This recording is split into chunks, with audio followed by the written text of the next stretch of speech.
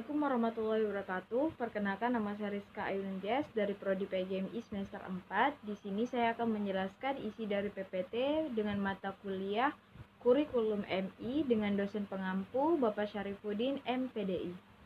Sudah menjadi keputusan bersama oleh Menteri Pendidikan, Kebudayaan, Riset, dan Teknologi nomor 262 garis miring M garis miring 2022 tentang pedoman penerapan kurikulum dalam rangka pemulihan pembelajaran. Perspektif Kummer. Kurikulum ini dikenal dengan nama kurikulum prototipe untuk sekolah penggerak.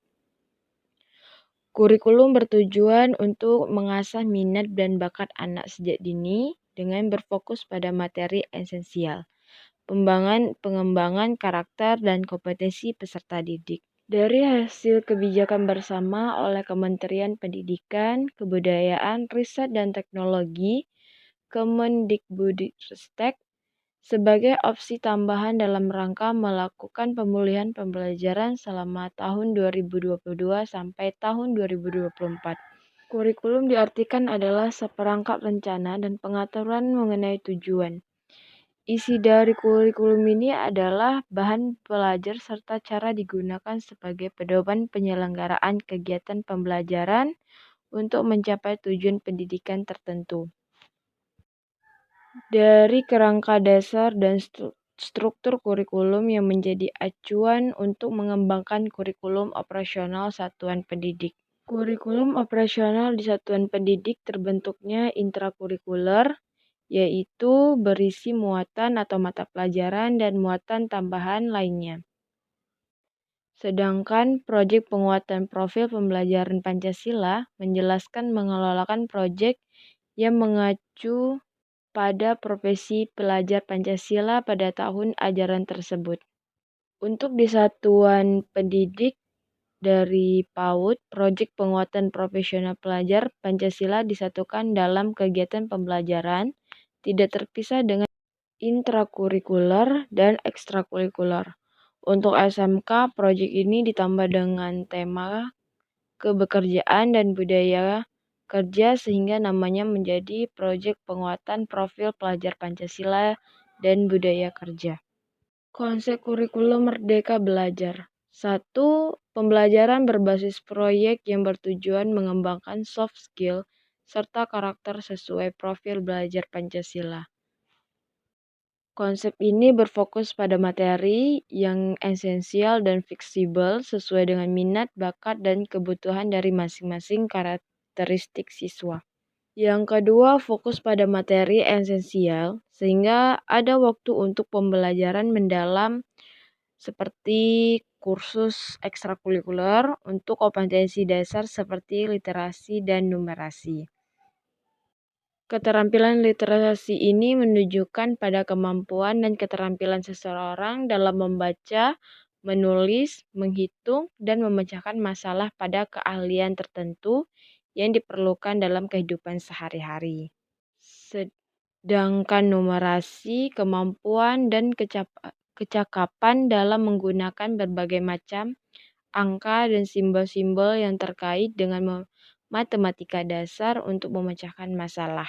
Struktur kurikulum merdeka. Yang kedua, capaian pembelajaran. Capaian pembelajaran merupakan kompetensi pelajar yang harus dicapai peserta didik pada setiap fase perkembangan. Yang ketiga, pembelajaran dan asesmen.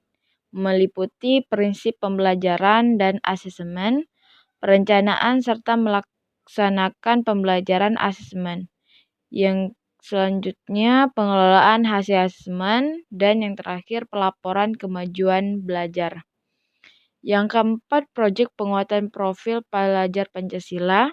Yang kelima, perangkat ajar, meliputi modul proyek penguatan profil pelajar Pancasila, modul ajar, dan buku teks.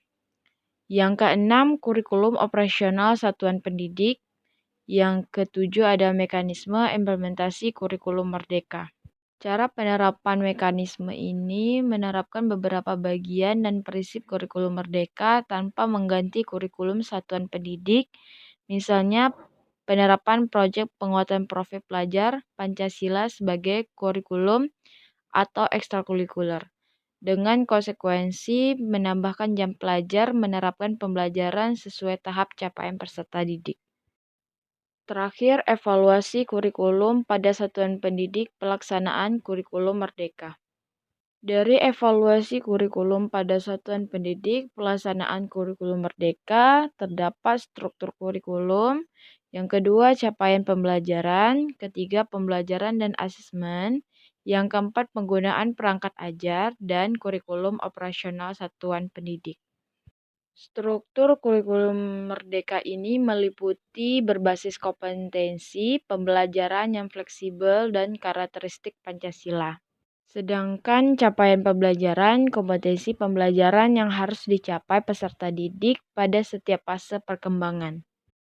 Sedangkan asesmen adalah upaya untuk mendapatkan data atau informasi dari proses dan hasil pembelajaran untuk mengetahui seberapa baik kinerja siswa dalam pendidikan atau program studi dibandingkan terhadap tujuan capaian pembelajaran tertentu.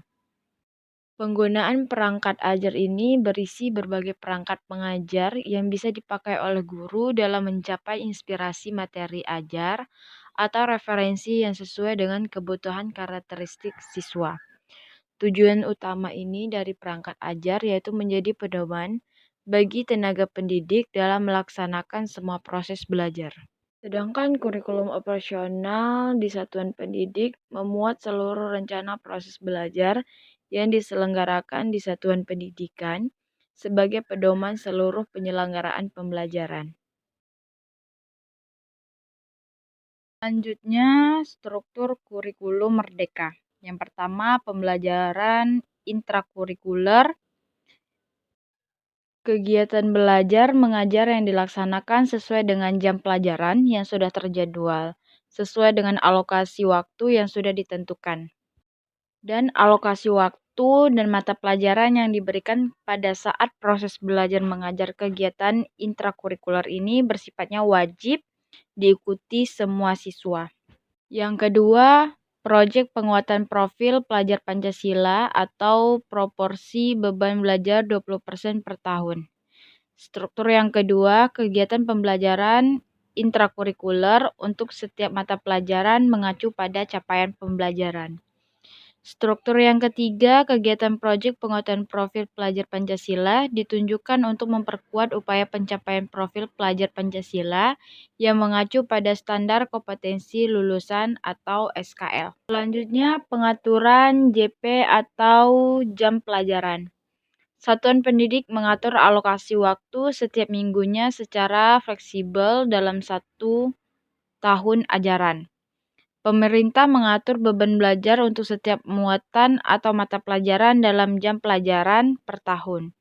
Satuan pendidik menambahkan muatan lokal yang ditetapkan oleh pemerintah daerah sesuai dengan karakteristik daerah. Karakteristik tambahan muatan lokal pada pendidikan secara fleksibel melalui 3 pilihan.